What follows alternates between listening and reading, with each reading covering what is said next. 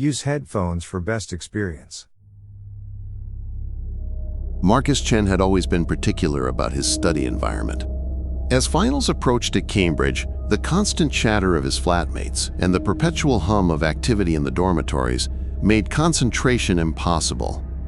He needed solitude, silence, and, most importantly, complete isolation from any social obligations that might tempt him away from his books. That's how he found himself standing before the estate agent's cluttered desk on a dreary Thursday afternoon in October, scanning listings for short-term rentals in remote locations around the countryside.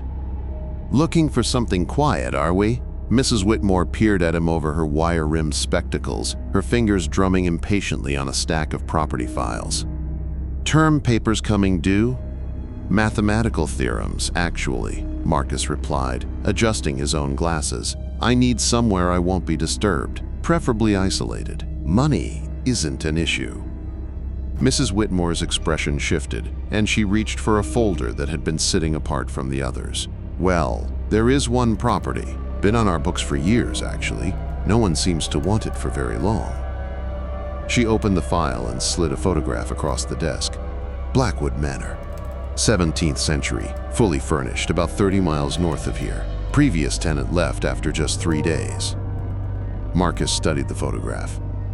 The house was imposing 3 stories of dark stone with tall, narrow windows that seemed to stare back at him like vacant eyes.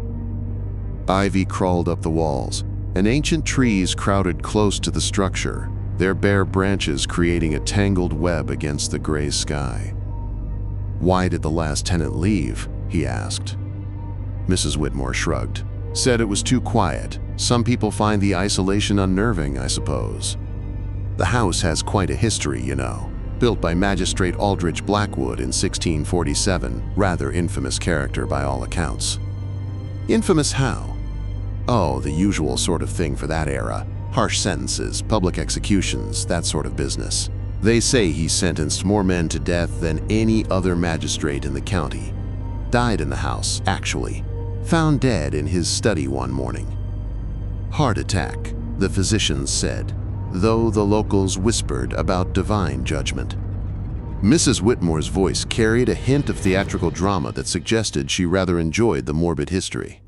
Marcus felt a flicker of interest. A house with a dark past would certainly discourage casual visitors. "What's the rent?" £50 for the month. Includes utilities and basic provisions. The caretaker, old William Hartwell, lives in the village and checks on the property weekly. He'll stock the pantry and ensure everything's in working order. The price was remarkably reasonable, especially for a property of that size. Marcus counted out the money without hesitation, signed the lease agreement, and arranged to collect the keys the following morning. The drive to Blackwood Manor took him through increasingly desolate countryside. The autumn landscape was stark and beautiful in its way. Rolling hills dotted with grazing sheep, stone walls that had stood for centuries, and copses of oak trees whose leaves had turned deep amber and rust. But as he followed the narrow lane that led to the house, the scenery grew more forbidding. The trees pressed closer to the road, their branches forming a canopy that blocked much of the afternoon light. When the manor finally came into view, Marcus had to admit it was even more impressive than the photograph had suggested. The building rose from the landscape like something grown from the earth itself, its dark stone walls seamlessly integrated with the rocky outcropping on which it stood. The windows, dozens of them, reflected the gray sky like blind eyes. He parked his car in the graveled courtyard and retrieved his suitcase and box of books from the trunk. The key Mrs. Whitmore had given him was enormous, an ornate iron thing that belonged to another century entirely. It turned in the lock with surprising ease. The interior was exactly what he had hoped for, spacious, well-maintained, but clearly untouched by modern renovation. The floors were wide plank oak, polished to a warm glow by centuries of use. Tapestries hung on the walls, and heavy furniture occupied the rooms with the authority of pieces that had never been moved. Everything smelled of old wood and lavender, with an underlying mustiness that spoke of age and long periods of vacancy. Marcus made his way through the ground floor, familiarizing himself with the layout. The kitchen was surprisingly modern, recently updated with contemporary appliances that looked incongruous among the Tudor-era cabinetry. The sitting room contained a comfortable sofa arranged before a massive stone fireplace. Books lined the walls, leather-bound volumes with titles in Latin and Greek, legal treatises, and what appeared to be philosophical works dating back several centuries. It was on the second floor that he found what he was looking for, a study that would serve perfectly as his workspace for the coming month. The room faced north, ensuring consistent light without the distraction of changing shadows throughout the day. A massive oak desk dominated the center of the space, its surface large enough to accommodate multiple open textbooks and notebooks. Built-in shelves lined 3 walls, filled with more antique volumes. The 4th wall featured a tall window that looked out over the moor, offering a view that was both inspiring and undisturbing. Above the desk hung a portrait that immediately caught Marcus's attention. The painting depicted a severe-looking man in 17th century judicial robes, his pale eyes seeming to follow the observer with uncomfortable intensity. The brass nameplate at the bottom of the frame read, "Magistrate Aldrich Blackwood, 1599 to 1652. So this had been Blackwood's personal study. Marcus found the thought oddly satisfying. He would be working at the same desk where the magistrate had once reviewed cases and pronounced sentences. There was something poetic about using this space, once devoted to judgment and condemnation, for the pursuit of pure mathematical truth. He unpacked his books and arranged them on the desk according to his carefully planned study schedule. Number theory texts, advanced calculus references, and his own notebooks filled with equations and proofs. Everything was exactly as he needed it to be. That first evening passed peacefully. Marcus prepared a simple dinner from the provisions the caretaker had stocked, built a fire in the sitting room fireplace, and spent several hours reviewing his notes by lamplight. The house settled around him with the comfortable creaks and sighs of old wood, and when he finally retired to the master bedroom on the 2nd floor, he fell asleep immediately. He woke the next morning feeling more refreshed than he had in weeks. The silence was profound. No traffic noise, no voices from adjacent rooms, no modern intrusions of any kind. Just the whisper of wind through the ancient trees and the distant calling of crows. After breakfast, Marcus established himself at the desk in Blackwood's study and began work in earnest. His current project involved proving a particularly complex theorem related to prime number distribution, work that required intense concentration and careful logical progression. The familiar rhythm of mathematical reasoning quickly absorbed him completely. Hours passed unnoticed. When he finally looked up from his calculations, the afternoon light was beginning to fade. His neck was stiff from bending over the books and his hand ached from taking notes, but he had made significant progress. The isolation was already proving beneficial. It was as he stretched and looked around the room that he first noticed the rats. Not rats exactly, rat, singular. A large specimen with unusually dark fur, sitting perfectly still on one of the bookshelves, watching him with bright, intelligent eyes. When Marcus noticed it, the creature didn't scurry away as rats typically did. Instead, it remained motionless, as if it had every right to be there. "Shoo," Marcus said, clapping his hands. "Go on, get out of here." The rat tilted its head slightly but didn't move. After a moment, it began grooming itself with deliberate, almost arrogant motions, completely ignoring Marcus's presence. Marcus found a paperweight on the desk, a heavy crystal sphere, and threw it in the rat's direction. The creature finally moved then, but only to relocate to a different shelf, where it resumed its observation. Over the following days, Marcus became increasingly aware of the rat's presence. It appeared at various times throughout his study sessions, always watching, always perfectly still until directly threatened. Sometimes he would look up to find it sitting on the windowsill, silhouetted against the gray sky. Other times it would be perched atop one of the tall bookcases, looking down at him like some sort of furry sentinel. What disturbed Marcus most was the creature's behavior. It showed none of the typical skittishness of wild rats. Instead, it moved with a kind of purposeful intelligence, as if it were studying him, rather than simply sharing the space. When he worked late into the evening, the rat would appear without fail, positioning itself where it could observe his activities. After a week, Marcus decided to ask the caretaker about the situation. William Hartwell was an elderly man with weathered hands and sharp blue eyes who arrived every Thursday to check on the property and restock the provisions. He listened to Marcus's description of the rat with an expression that grew increasingly uncomfortable. "Aye, that'd be the old magistrate's companion," Hartwell said finally, his voice carrying an odd tone that Marcus couldn't quite interpret. "Been in that house longer than anyone can remember. Previous tenants have mentioned it."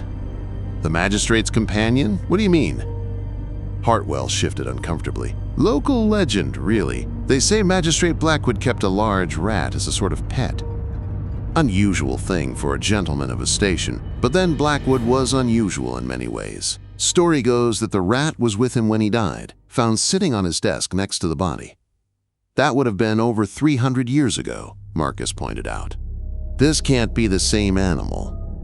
"No, of course not," Hartwell agreed quickly. "Just a descendant, I'm sure. Old houses like this often have established populations of vermin.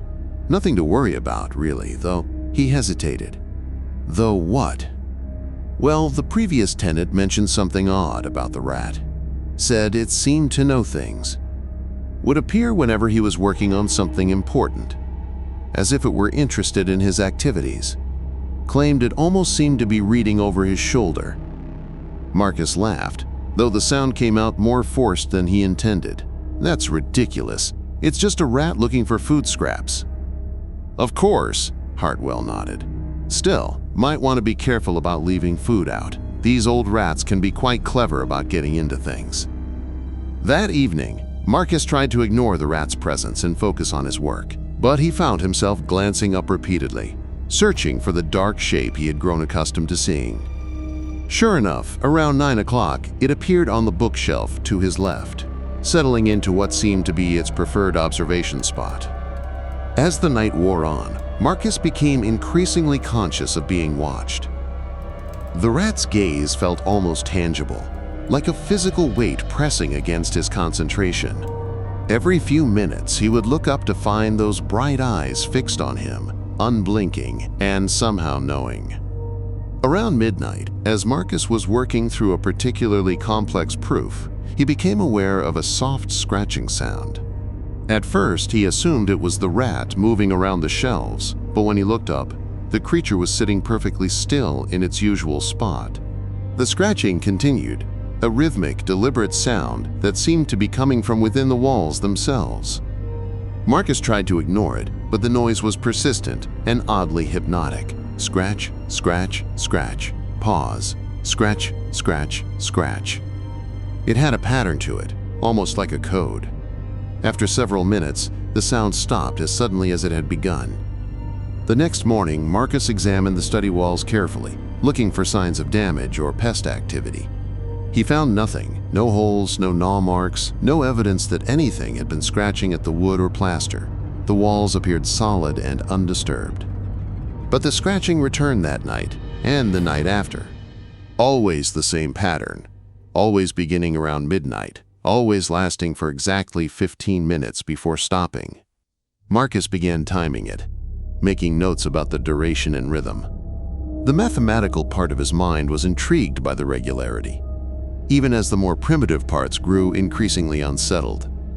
It was during the second week that the rat's behavior began to change. Instead of simply observing from a distance, it started positioning itself closer to Marcus's work area. One evening, he looked up to find it sitting on the edge of the desk itself, barely 3 feet away, staring intently at the open textbook. "What do you want?" Marcus asked aloud, feeling slightly foolish for addressing the animal directly. The rat tilted its head and seemed to consider the question. Then, in a movement that made Marcus's blood run cold, it stood up on its hind legs and pointed one small paw directly at the portrait of Magistrate Blackwood hanging above the desk. Marcus blinked hard and looked again. The rat was still there, still in that unnaturally upright position, still pointing at the portrait. After a moment, it dropped back to all fours and scurried away, disappearing into the shadows between the bookcases. That night, the scratching was louder, and more insistent than ever. But now, Marcus thought he could detect something else in the sound, a rhythm that resembled speech patterns, as if something were trying to communicate through the wall.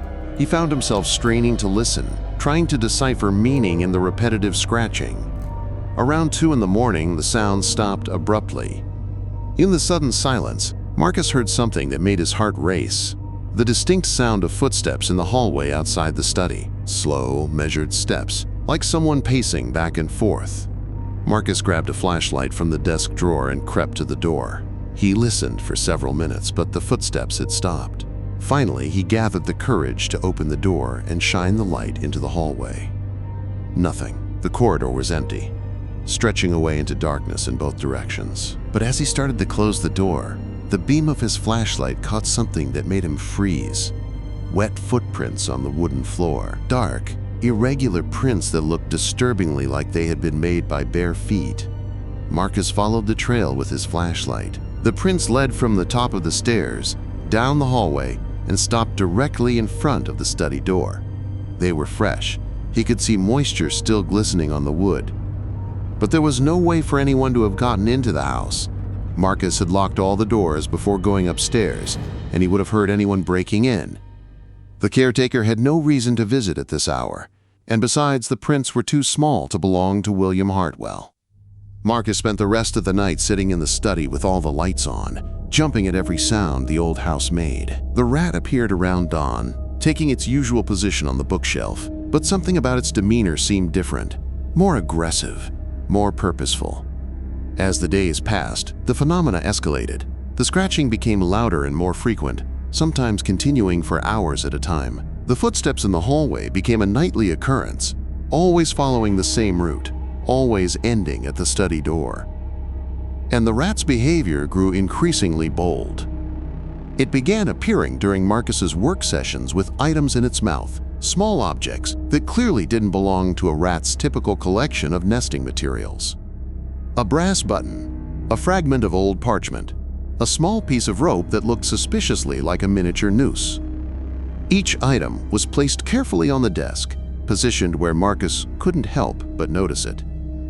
When he tried to remove these offerings, they would mysteriously reappear the next day, sometimes in different locations, but always somewhere visible.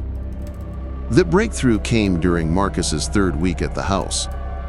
He had been working late on a particularly challenging proof when the rat appeared, carrying something larger than its usual offerings.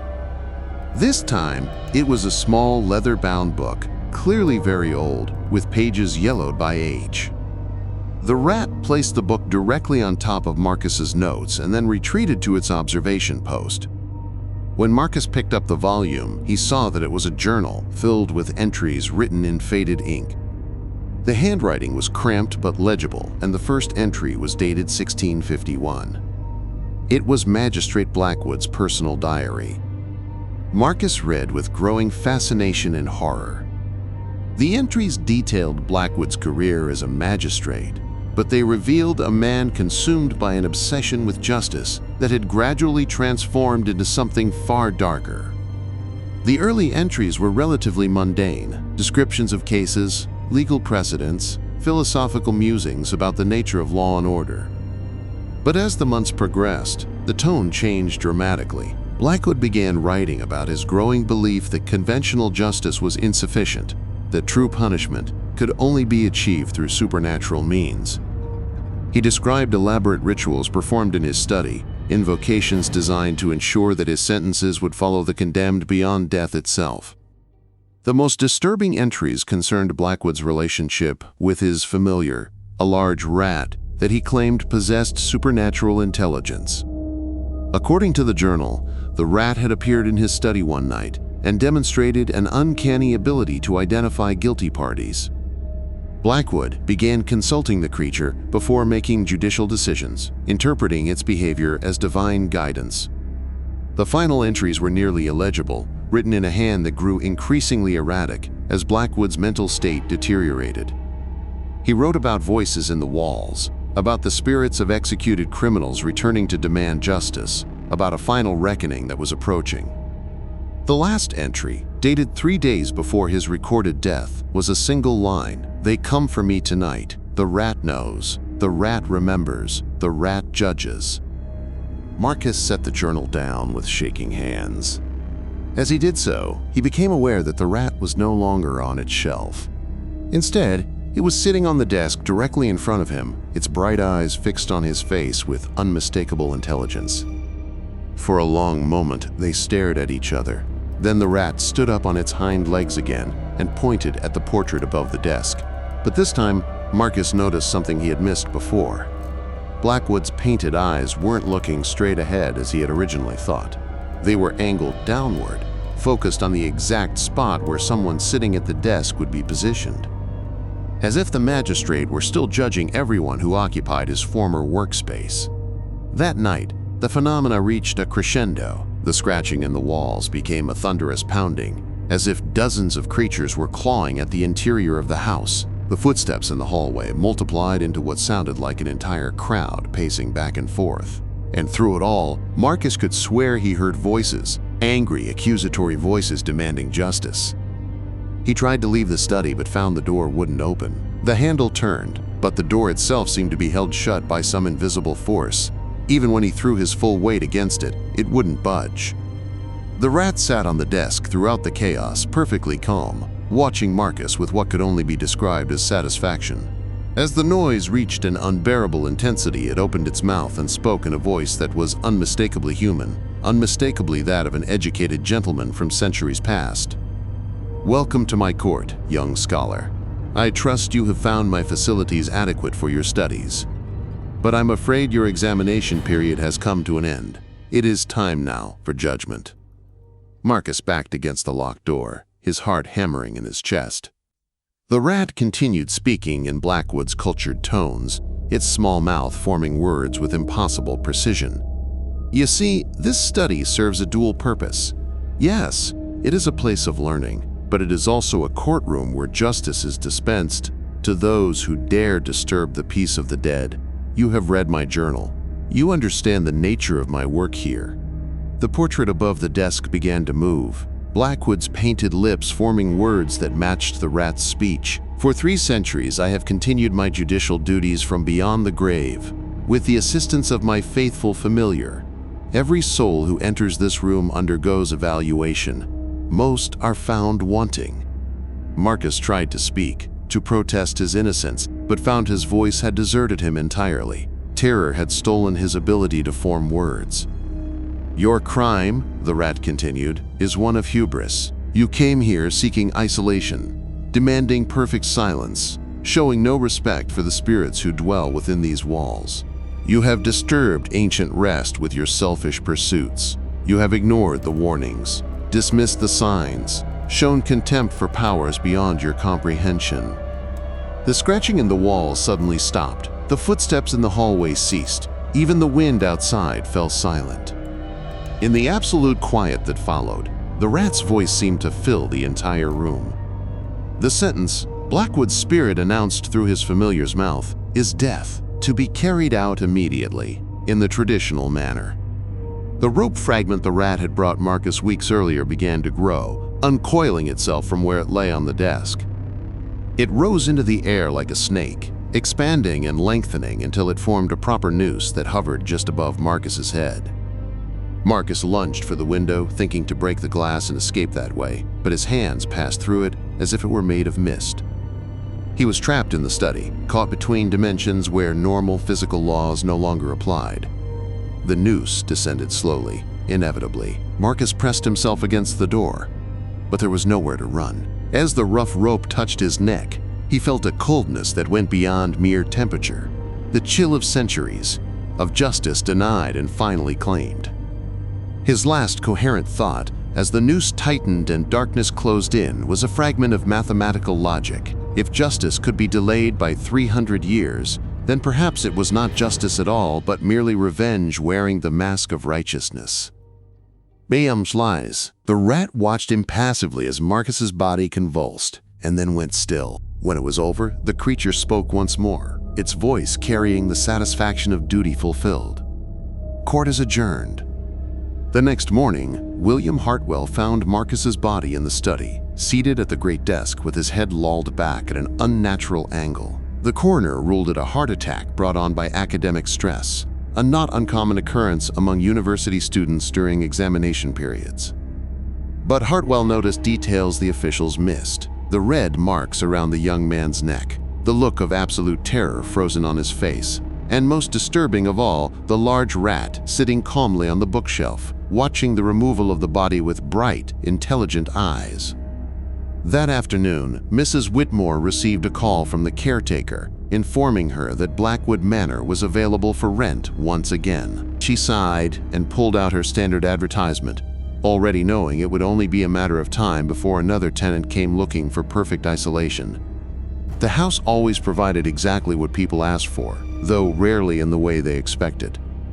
As evening fell over the moor, the rat settled into its familiar position and began its eternal vigil, waiting for the next soul to wander into Magistrate Blackwood's court.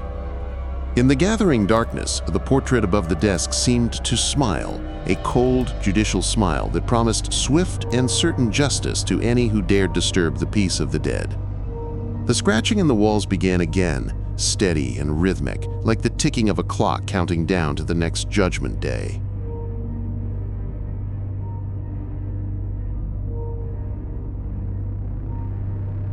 If you enjoyed this video, please do not forget to like, comment, or share this video with your friends. Subscribe to our channel to hear more stories like this one.